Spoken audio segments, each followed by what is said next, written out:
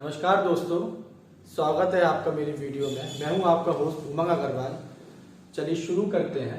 आज हम लोग डिस्कस करेंगे कंपटीशन एग्जामिनेशंस और उससे जुड़े कुछ क्वेश्चंस के बारे में जो स्टूडेंट के दिमाग में होते हैं और उन्हें हमेशा जिज्ञासा रहती है कि उस सब से कैसे टैकल किया जाए। चलिए स्टार्ट करते हैं। सबसे पहले एक चीज जान लीजिए, कोई भी एग्जामिनेशन के लिए प्रिपेयर करने से पहले 3W आपको माइंड में क्लियर होने चाहिए। 3W मतलब क्या हो गया? पहला W what, second why, third when. What मतलब क्या प्रिपेयर करेंगे, आप किस एग्जामिनेशन के लिए प्रिपेयर करेंगे। आजकल क्या होता है कि बच्चे लोग क्या करेंगे कि एक साथ 10 एग्जामिनेशन के लिए तैयार करेंगे और 10 में से एक के लिए भी बढ़िया से प्रिपेयर नहीं करेंगे। होता क्या है कि वो 10 के 10 में फेल हो जाते हैं। कुछ लोग सफल भी होते हैं, सक्सेस भी पाते हैं, लेकिन ये एक्सेप्शंस हैं। हम जनरल लोगों की बात कर रहे हैं। चलिए पहले व्हाट, क्या प्रिपेयर कर, मतलब किस एग्जाम के लिए प्रिपेयर करेंगे, ये आपके दिमाग में क्लियर होना चाहिए। फिर व्हाई, आप प्रिपेयर करना क्यों चाहते हैं। भाई कोई भी एग्जाम के लिए प्रिपेयर करना चाहता है तो सबसे पहला क्वेश्चन आता है भाई जॉब करनी है ना। जॉब करनी है, मुझे अपनी आर्थिक स्थिति सुधारनी है, मुझे अपने माँ बापों के सामने अपनी इज्जत दिखानी है। जो लोग मुझे कल कहते थे कि तुम कुछ नहीं कर पाएगा, तो उन्हें दिखाना है कि मैं बहुत कुछ कर सकता हूँ। समाज में एक इज्जत प्रतिष्ठा लानी है, अपने आप को वेल एस्टेब्लिश करना है। कोई भी रीजन हो सकता है, तो ये आपके दिमाग में पहले क्लियर हो जाए कि वाई, क्यों, देन व्हेन।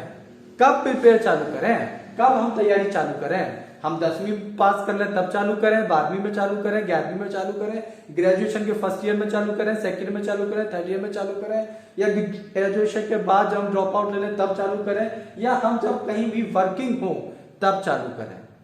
व्हेन बहुत इंपॉर्टेंट है, ये आपके दिमाग में एकदम क्लियर होना चाहिए। चलिए एक एक करके हर एक चीज के बारे में हम जानेंगे। सबसे पहले व्हाट देखते हैं, क्या एग्जाम प्रिपेयर करेंगे। चलिए इसे जानने से पहले हमें यह जानना होगा कि इंडिया में किस किस टाइप के एग्जामिनेशंस हैं आज के टाइम। चलिए पहला यूपीएससी कंडक्ट करता है। यूपीएससी क्या है? यूपीएससी एक सेंट्रल गवर्नमेंट की बॉडी है जो सेंट्रल गवर्नमेंट के लिए रिक्रूटमेंट करता है। सेंट्रल गवर्नमेंट के लिए, और सेंट्रल गवर्नमेंट के कौन कौन से डिपार्टमेंट्स हो गए, मिनिस्ट्रीज हो गए, उसमें स्टाफ का सिलेक्शन करता है SSC, staff selection commission, SSC. UPSC union public service commission. ये सेंट्रल के रिक्रूट करता है, ये स्टाफ के लिए और ये ऑफिसर्स के लिए। ठीक है, चलिए जानते हैं कौन कौन से एग्जाम होते हैं। UPSC CSE, UPSC civil services examination, जिसके अंदर बहुत सारे कैडर्स होते हैं। जैसे आईएएस, हर आदमी क्या सुनता है, आईएएस। ये एग्जाम सिर्फ और सिर्फ आईएएस को रिक्रूट नहीं करता है, ये एग्जाम बहुत सारी सर्विसेज के लिए रिक्रूट करता है, उसमें से एक आईएएस भी है। Then IPS, IRS, Indian postal services. IPS एक तो हो गया पुलिस सर्विस, और एक पोस्टल सर्विस भी होता है। ठीक है, ट्रैफिक सर्विस होता है आईटीएस, नाम शायद कुछ और भी हो सकता है, मैं आपको एक जनरल वे बता रहा हूं। आईटीएस इंडियन ट्रैफिक सर्विस, ठीक है, ट्रैफिक पुलिस में जो रिक्रूटमेंट होते हैं।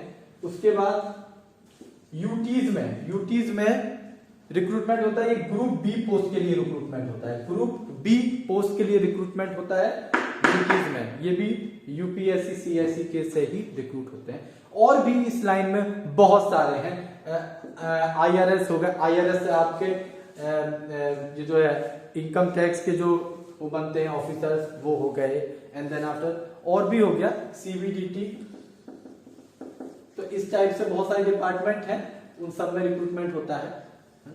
और भी बहुत सारी पोस्ट हैं, आप कभी भी इसको गूगल कर सकते हैं, आपको पता चल जाएगा।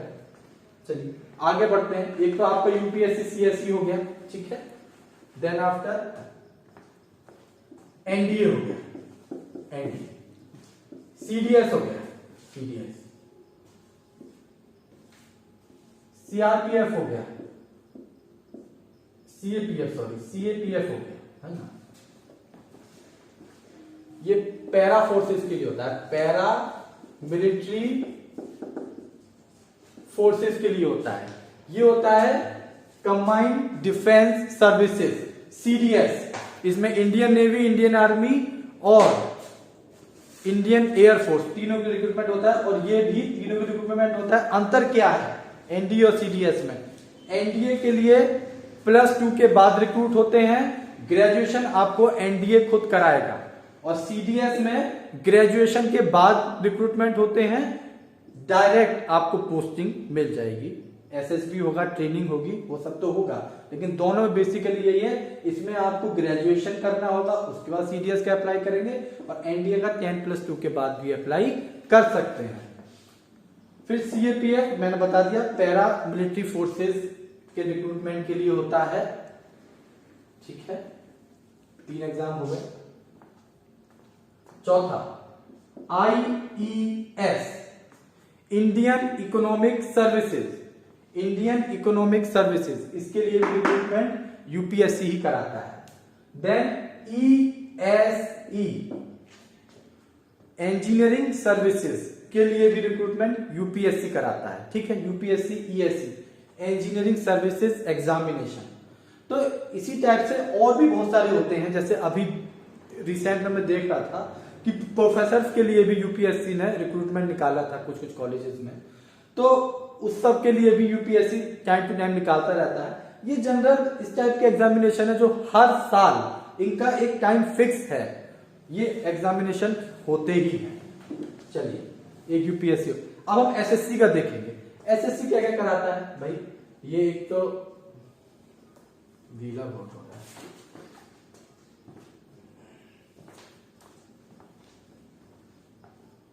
हाँ। एसएससी में कौन कौन सा कराएगा भाई? सबसे ज्यादा फेमस एसएससी सीजीएल, करीबन 30 लाख लोग पर ईयर अप्लाई करते हैं इसके लिए। सबसे ज्यादा इसमें जो लोगों को पता है पोस्ट इनकम टैक्स इंस्पेक्टर की, भाई इनकम टैक्स ऑफिसर बन जाएगा लड़का, एसएससी सीजीएल के लिए तैयारी करो।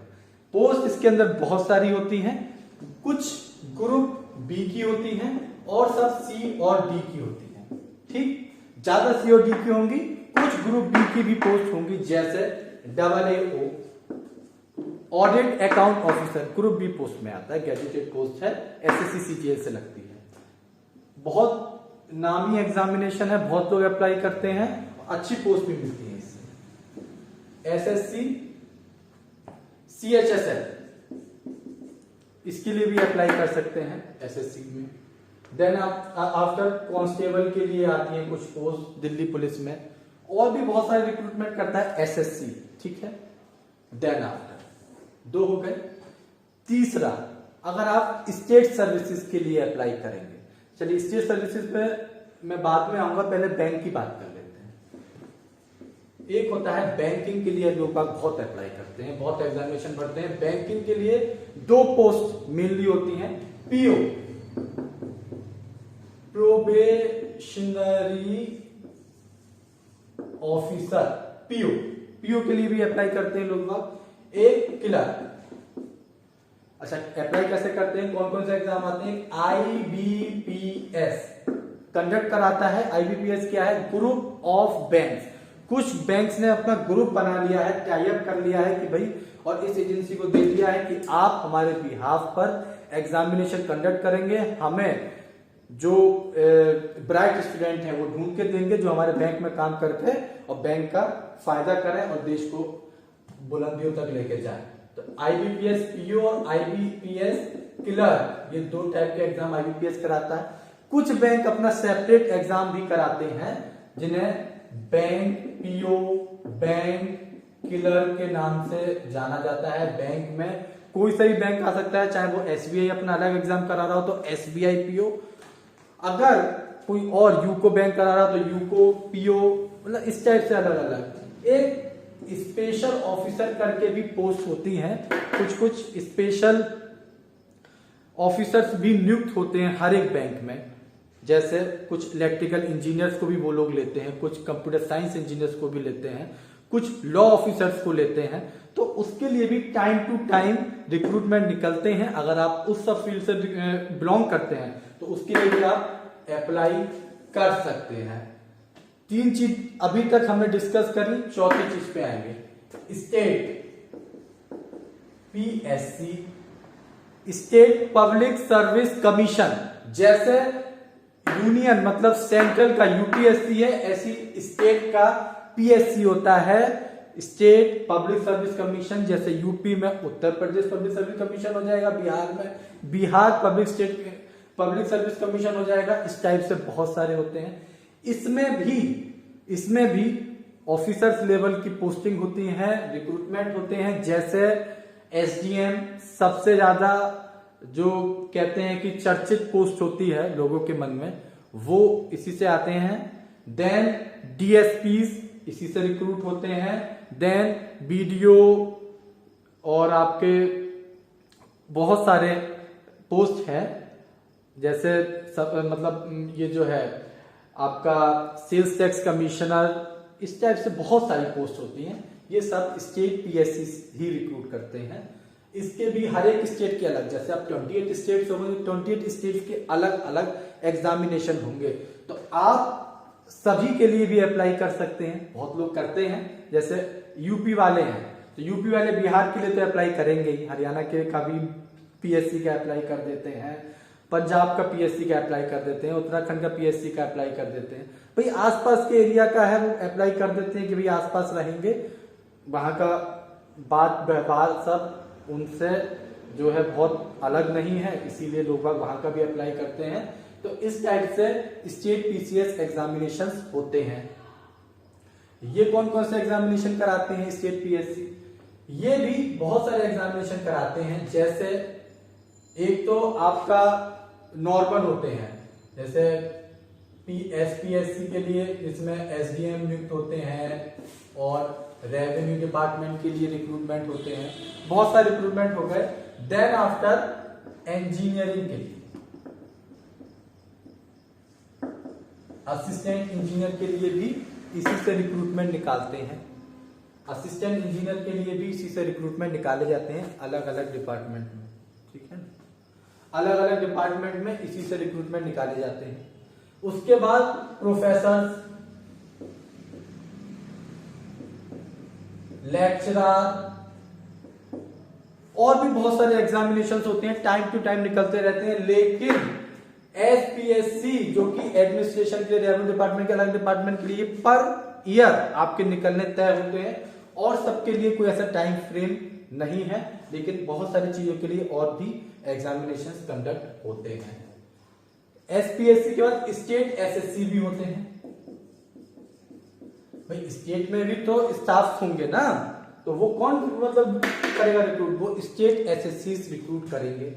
वहां पर क्या हो गया भाई, जैसे JEE की पोस्ट हो गई वो स्टेट SSC से।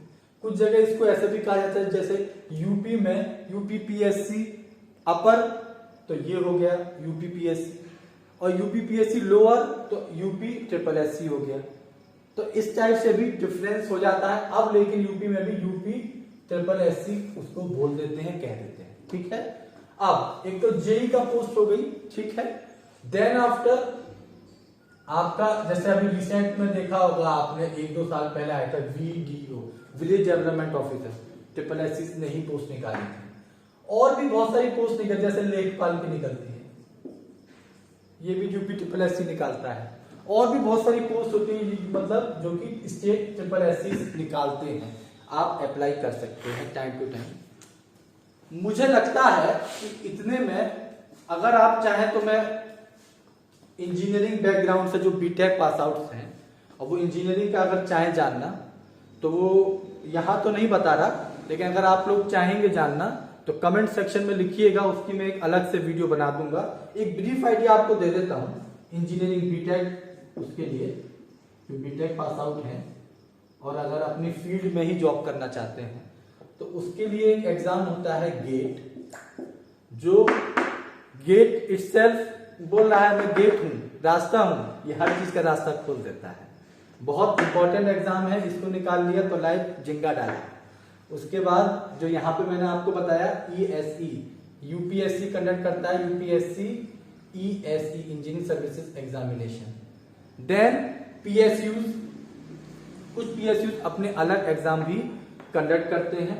देन स्टेट PSCs भी AE के एग्जामिनेशन के लिए नोटिफिकेशन निकालते हैं, जैसे मैंने यहाँ बताया, वो भी आप अप्लाई कर सकते हैं। देन बहुत सारे अलग अलग जगह भी रिक्रूटमेंट निकलते हैं। टेक्निकल सर्विस, जैसे मैंने बैंक में बताया, बैंक में कुछ स्पेशल ऑफिसर्स के लिए निकलते हैं, उसमें अप्लाई कर सकते हैं। और इन सब एग्जाम के लिए ग्रेजुएशन जहां पे मांगा गया है वहां पे बीटेक वाले चले ही जाते हैं। आजकल बोलते हैं कि बीटेक वाला हर जगह जा रहा है, वो चपरासी से लेके IAS तक आजकल बीटेक वाले ही बन रहे हैं। तो यहाँ इतने पे हम लोग रुकते हैं। चलिए अब देखते हैं, एक तो हम लोगों ने सब एग्जाम डिस्कस कर ली। चलिए मुझे लगता है कि वॉट जो है आप लोगों को कुछ क्लियर हुआ होगा। अभी आप कहेंगे कि भाई आपने ये तो बता दिया कि कौन कौन से एग्जाम है, अब हम इस चीज को, अच्छा पहले इसको रखते हैं। अच्छा, आपके मन में ये क्वेश्चन आ रहा होगा, चलिए ठीक है आपने ये तो बता दिया कौन कौन से एग्जाम होते हैं, अब मैं किस एग्जाम के लिए प्रिपेयर करूं, या मैं सबके लिए एक साथ प्रिपेयर करना चालू कर दूं, जो अक्सर हम लोगों के दिमाग में आती है। देखिए, सबसे पहले एक चीज जान लीजिए, अपने आप को आप खुद से ज्यादा नहीं जानते। पहले अपने कैलिबर को खुद आंखें मीचिए और समझिए कि मैं कहां तक बढ़ सकता हूं, मैं किस एग्जाम को निकाल सकता हूं।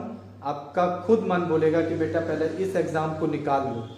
मेरा विश्वास मानिए, अगर आप कोई छोटा एग्जाम भी निकाल लेंगे, पहली बात तो छोटा जैसी कोई चीज नहीं होती इस जिंदगी में, हर चीज आपके लिए एक सक्सेस है। आपने उसे अगर निकाला है तो वो बड़ी अचीवमेंट है। किसी भी चीज को छोटा तो नहीं आके। सबसे पहली चीज मैं आपको बताऊंगा कि अगर आपने कोई एक एग्जाम निकाल लिया तो आप चुप तो नहीं बैठेंगे, आप उससे ऊपर का ट्राई करेंगे, लेकिन आपके अंदर कॉन्फिडेंस इतना आ जाएगा, इतना आप कॉन्फिडेंस अंदर से भर जाएगा आपके अंदर कि आप उसके बाद कोई भी एग्जामिनेशन फोड़ सकते हैं। तो सबसे पहले मन के अंदर देख लीजिए, अब क्या करें, कोई सा भी एग्जाम है, अगर आपको लग रहा है अभी में SSC CGL के लिए, इसका सिलेबस निकाल लीजिए। पहले सिलेबस निकाल लीजिए, देख लीजिए। अगर आप चाहेंगे तो मैं हर एक एग्जाम के लिए, जिस भी एग्जाम के लिए ज्यादा कमेंट आएंगे उसके लिए सेपरेट वीडियो बना दूंगा, उसमें सिलेबस बता दूंगा और उस एग्जाम को कैसे प्रिपेयर करना है वो भी बता दूंगा। हर एग्जाम की अपनी एक अलग स्ट्रेटेजी होती है। ये जान लीजिए कि प्रिपेयर एक एग्जाम के लिए करना है, लेकिन एग्जाम सब देने हैं। सब नहीं तो कुछ कुछ एग्जाम जो आपको लगे कि सिलेबस सेम है तो वो एग्जाम दे दीजिए, लेकिन उसके लिए अलग से प्रिपेयर नहीं करना है। प्रिपेयर हम एक ही एग्जाम के लिए करेंगे। अगर हम यहाँ पढ़ रहे हैं तो हम गेट के लिए पढ़ रहे हैं, तो प्रिपेयर हम गेट के लिए ही करेंगे, साथ में ये भी एग्जामिनेशन दे देंगे। जाने तो वही कि अगर हम गेट के लिए पढ़ रहे हैं तो इन सब में कितना स्कोर कर पा रहे हैं, तो ये चीज जानने के लिए इन सबको भी दे दीजिए। लेकिन मन में ठान लीजिए कि मुझे एक ही एग्जामिनेशन की तैयारी करनी है और उसी को पहले पढ़ना है। ठीक है, पहली चीज ये हो गई। तो कोई भी देखिए, बहुत अच्छा कोट है, रतन टाटा, आप लोग जानते होंगे उन्हें, आज बहुत सक्सेसफुल बिजनेसमैन है, बहुत बड़े आदमी है। तो उनका एक बहुत अच्छा कोट है कि पहले मैं डिसीजन ले लेता हूं, first I take the decision then make it right. पहले मैं डिसीजन ले लेता हूं, उसके बाद उसे सही बनाता हूं। कोई भी डिसीजन सही अपने आप में नहीं होता है, ये चीज बहुत अच्छे से जान लीजिए, लिख लीजिए, बड़ा बड़ा इस चीज को कॉपी में लिख लीजिए कि डिसीजन कभी भी सही नहीं लिया जाता, वो डिसीजन को सही बनाया जाता है।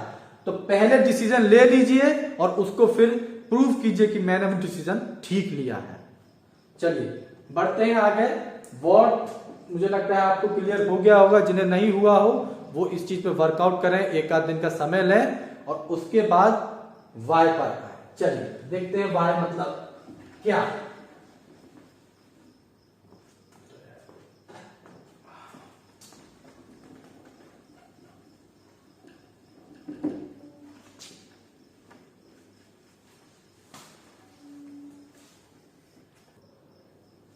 हाँ वाई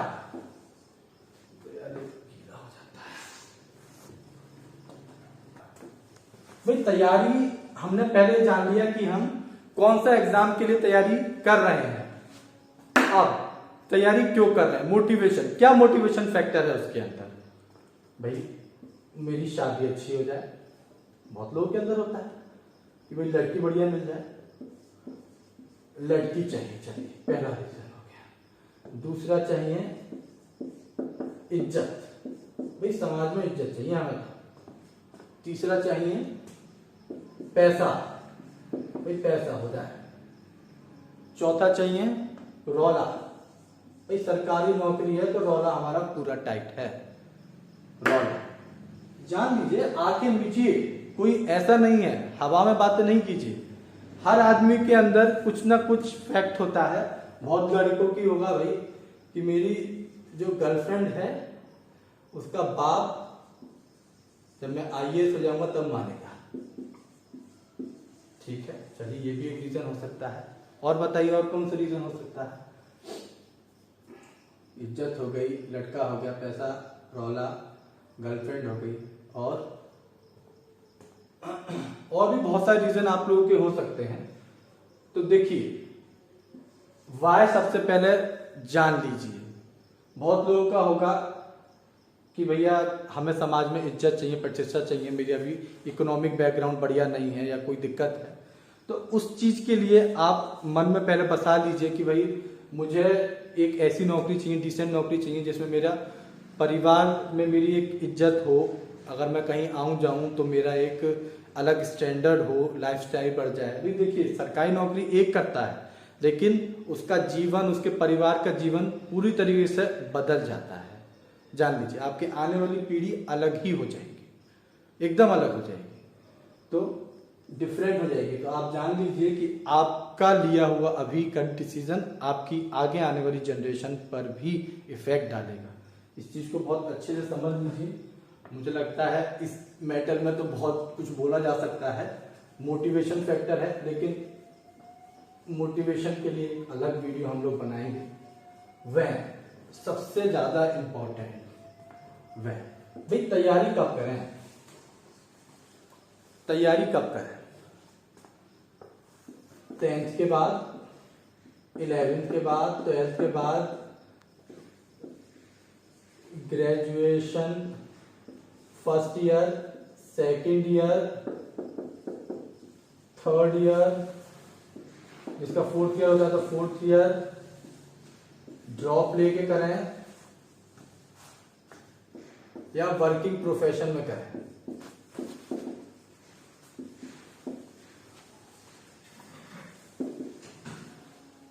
हाँ चलिए 10th, भाई पहले 10th तो पास कर लो। 10th में तो आपको एक अलग वो होगा कि आजकल तो मैं देखता हूं कि बहुत लोग होते हैं कि 10th से ही जो है हमें तो आईएएस बनना है, तब से ही न्यूज़पेपर पढ़ना चालू कर देते हैं। अच्छी बात है, वो सब कुछ लोग होते हैं अलग टाइप के। मुझे पर्सनली ऐसा फील होता है कि 10th, 11th, 12th में आप पहले जो बेसिक आप लोगों का है वो पढ़िए। जैसे अगर आप लोगों ने साइंस साइड ली है तो बहुत लोग आईआईटी के लिए प्रिपेयर करते हैं तो वो कर सकते हैं। बहुत लोगों का मन ऐसा होता है कि भाई मुझे तो आगे चल के आईएएस की प्रिपरेशन करनी है, इस एग्जाम की प्रिपरेशन करनी है, उसलिए मुझे तो आर्ट साइड ले लेनी है। तो कुछ लोग आर्ट साइड ले लेते हैं, कुछ लोग कॉमर्स साइड ले लेते हैं, है ना। तो वो सब चीज अगर आप लोग ले रहे हैं तो उस हिसाब से आप प्रिपेयर कर सकते हैं। लेकिन जो सही टाइम होता है इसका वो सेकेंड ईयर या थर्ड ईयर। अगर आपका 4 साल का है तो आप थर्ड ईयर से चालू करें, और आपका 3 साल का है तो आप सेकेंड ईयर से चालू करते हैं प्रिपेयर करना। ये एक वो कहते हैं ना कि जनरल बाय डिफॉल्ट इस टाइप का माना जाता है, ठीक है ना। इस टाइप से प्रिपेयर आप कर सकते हैं। 1 साल पहले जब आप पास आउट होने वाले हो तब से आप चालू कर दें, ठीक है, प्रिपेयर करना चालू कर दें। ड्रॉप लेकर के बहुत लोग करते हैं, ये भी कोई गलत आइडिया नहीं, बढ़िया है। बहुत लोग वर्किंग के साथ करते हैं। अब देखिए इन दोनों में बहुत सारी चीजें हैं। बहुत लोग रहते हैं इस टाइप के लोग होते हैं जिनकी आर्थिक स्थिति बहुत अच्छी नहीं होती है। इकोनॉमिक बैकग्राउंड जो है फादर का, घर का बहुत अच्छा नहीं है। वो ज्यादा टाइम तक अपने घर वालों के पैसे पे डिपेंड रह नहीं सकते हैं। वो तुरंत ही वर्क कोई ना कोई काम देख लें, टेम्परेरी बेसिस पर कुछ भी काम कोई भी हो सकता है। अरे आजकल तो इतने काम है, जैसे मैं कुछ वीडियोस देख रहा था तो एक अपने अभी आईपीएस हैं जो कि पोस्टिंग थी उनकी पहले बरेली में, अब पता नहीं कहीं और हो गई होगी, पोस्टिंग ट्रांसफर हो गया होगा। उन्होंने एटीएम में गार्ड की नौकरी करी, एटीएम में गार्ड की नौकरी करी। रात के टाइम में जाते थे, गार्ड की नौकरी करते थे, आराम से पढ़ते भी थे और वहां बैठते भी थे, सिक्योरिटी भी हो जाती थी और गर्मियों में एसी में बैठने को मिल जाता था। तो इस टाइप से मोटिवेट लीजिए। और अगर आपके घर पे आपको लगता है कि भैया आर्थिक स्थिति ठीक नहीं है तो वर्किंग में भी कोई दिक्कत नहीं है, आपके अंदर जज्बा होना चाहिए, पहली चीज, बहुत अच्छे से। दूसरी चीज पहली चीज आप कोई ना कोई काम पकड़ लीजिए, और कोई भी काम छोटा नहीं होता है, जान लीजिए। बहुत लोग होते हैं, अरे आप एसी बनाना सीख लीजिए, आप जो है वॉशिंग मशीन को ठीक करना सीख लीजिए। आजकल तो इतने काम है, आप कहीं भी लग सकते हैं, लेकिन मन के अंदर एक जज्बा होना चाहिए कि हाँ मुझे ये काम करना है, तो आप कर लेंगे, ये चीज जान लीजिए, ठीक है। पहली चीज तो ये हो गई। दूसरी चीज, भाई कोई भी एग्जाम है उसके लिए अगर आपको प्रिपेयर करना है तो आपको ये पता होना चाहिए कि वो एग्जाम के लिए मैं किस तरीके से प्रिपेयर करूं, ठीक है ना। कि भाई अगर मैं एसएससी के लिए तैयारी कर रहा हूं तो मैं पहले उसकी स्ट्रेटेजी पूरी बना लूं तब चालू करूं, समझ रहे हैं ना। तो इस चीज में मैं अगले सेक्शन में आऊंगा, पहले इसी की बात कर लेते हैं, वर्किंग की और ड्रॉप आउट की। अब दोनों में हम डिफरेंस देख लेंगे थोड़ा सा कि अंतर क्या होता है। भाई वर्किंग के लिए बहुत ज्यादा टाइम नहीं होगा, लेकिन जितना टाइम होगा उसे उतने में ही जो है अपना काम बढ़िया से करना है। ड्रॉप आउट के लिए टाइम बहुत सारा होगा, लेकिन यहां भी दिक्कत होती है, क्योंकि कोई भी आदमी है अगर प्रिपेयर कर रहा है, नेगेटिव थॉट आपको घेरे रहेंगे। हमेशा आप जो है नेगेटिव थॉट के साथ घिरे रहेंगे। 10 बातें दिमाग में आएंगी, 10 बातें जो हैं आपको हर वक्त परेशान करती रहेंगी, इधर उधर की बातें होंगी। और जब आपके पास टाइम कम होता है ना, तो दिमाग में बातें भी कम आती हैं, ये भी चीज है। तो यहाँ पर आपको मोटिवेशन फैक्टर ज्यादा लाना पड़ेगा अंदर से।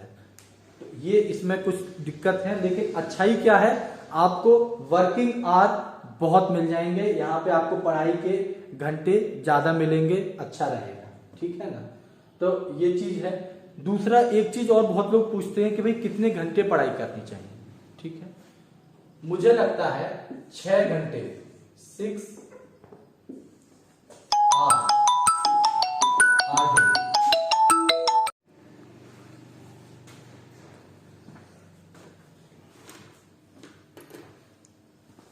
6 hours a day and 42 hours a week, ये स्ट्रेटेजी रहनी चाहिए कि 6 घंटे रोज पढ़ना है और एक वीक में 7 दिन होते हैं, 42 आवर्स एक वीक में पढ़ना है। जिस भी दिन हम कम पढ़े या ज्यादा पढ़े उसको अगले दिन में एडजस्ट करना है। एक ऐप आती है क्लॉक वर्क टोमेटो, ये मुझे सबसे ज्यादा अच्छी ऐप लगती है, क्योंकि इस ऐप में सबसे अच्छी बात क्या है कि इसमें आप जब पढ़ाई करें तो इसका टाइमर ऑन कर दें, और जब पढ़ाई करके उठें तो तुरंत से उसका टाइमर ऑफ कर दें। आपको पूरे दिन में ये पता चल जाएगा कि प्रोडक्टिव आपने कितना टाइम दिया। देखिए 6 घंटे कुछ लोगों को लगेगा कम है, लेकिन बहुत ज्यादा है, समझ रहे हैं। 6 घंटे पढ़ना है, लेकिन पढ़ाई के माहौल में पूरे दिन रहना है, ये जान लीजिए। पढ़ाई के माहौल में लेकिन रहना है पूरे दिन, इस चीज को एकदम समझ लीजिए, मन के अंदर बसा लीजिए।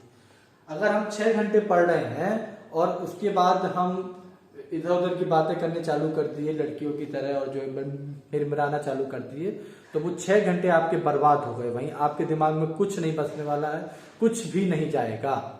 तो इस टाइप से आप अपना टाइम को एडजस्ट कर सकते हैं। मुझे लगता है कि आपको व्हाट, व्हाई और व्हेन क्लियर हुआ होगा मेरी वीडियो में। चलिए एक बार हम और देख लेते हैं कि हमने पूरी वीडियो में क्या पढ़ा। व्हाट मतलब कि हम कौन से एग्जाम के लिए प्रिपेयर कर रहे हैं। हमने जाना कि पूरे इंडिया में कौन कौन से टाइप के एग्जामिनेशंस होते हैं, कौन सा ऑर्गेनाइजेशन उन एग्जामिनेशंस को कराता है, किस और मतलब डिपार्टमेंट में पोस्ट मिलती है, कैसे क्या होता है, वो सब चीज हमने व्हाट में जाना। देन आफ्टर व्हाई कि हम उसके लिए क्यों प्रिपेयर कर रहे हैं, इसको बहुत शॉर्ट में हमने देखा अभी।